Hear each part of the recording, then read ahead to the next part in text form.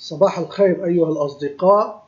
لليوم معلوماتنا الجديدة هي كيف نصمم جدول ونصنع منه سطرا جديدا. لنلاحظ هذا الجدول يوجد فيه السطر رقم 2 والسطر رقم 3 ثم سطر رقم 7.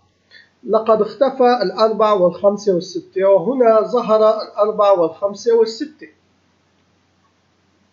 كيف تم ذلك؟ عن طريق هذا الزر الذي اسمه حذف. يتم حذف أو إخفاء الأسطر الباقية، وعندما نضغط زر إدراج يتم إدراج سطر الرابع، ثم نضغط زر إدراج يتم إدراج السطر الخامس والسطر السادس، كنوع من تجهيز للمستخدم بأن يسجل في هذا الجدول. نلاحظ الأسطر البرمجية، هذا القسم هو خاص بقسم الحذف أو الإخفاء، وهذا القسم خاص بقسم الإدراج.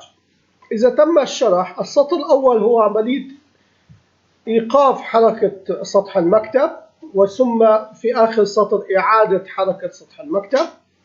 والسطر الثاني يقوم بعملية تحديد من أي 3 لدي 6.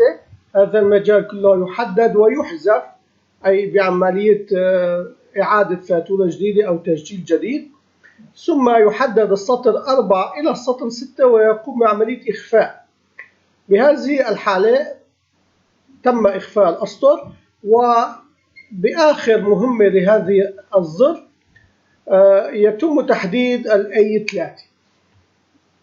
أما زر الإدراج هو أيضا يتم إيقاف حركة سطح مكتب، وفي الأخير يعود تشغيل حركة سطح المكتب. والسطر الثاني هو لعملية احتمال وجود أخطاء برمجية، تم وضع هذا السطر، ويوجد متغير اسمه جيم. ثم تبدأ الحلقة، وهي عملية تجوال لكل الخلايا الموجودة في هذا المجال، وتتحسس المتغير يتحسس إذا كان السطر فعالا أو عدده، فإذا يطلب عملية عدم إظهار.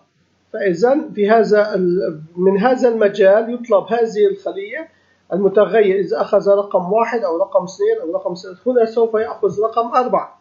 وفي المرحلة الثانية عندما يعود وينقل يأخذ رقم 5 لكي يظهر السطر الرابع، وبالنقرة الثانية يظهر السطر الخامس، والنقرة الثالثة يظهر السطر الثالث.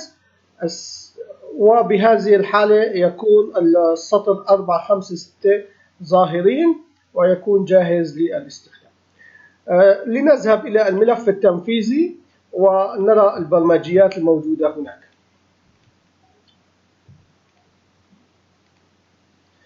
نلاحظ الآن عندما يتم تسجيل الحذف تم برمجتها هنا، وهنا يتم إدراج الأسطر.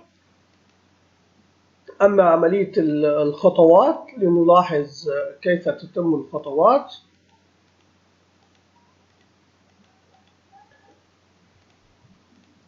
لاحظ عندما نطلب تنفيذ الحذف يحدد المجال، يمسح، ثم الأسطر تحدد فتختفي، ويحدد الأي 3 وتنتهي البرمجة في زر الحذف. أما البرمجة الموجودة في الإدراج، نلاحظ أنه هنا يوجد المتغير لكي يعرف أننا في أي سطر موجودين.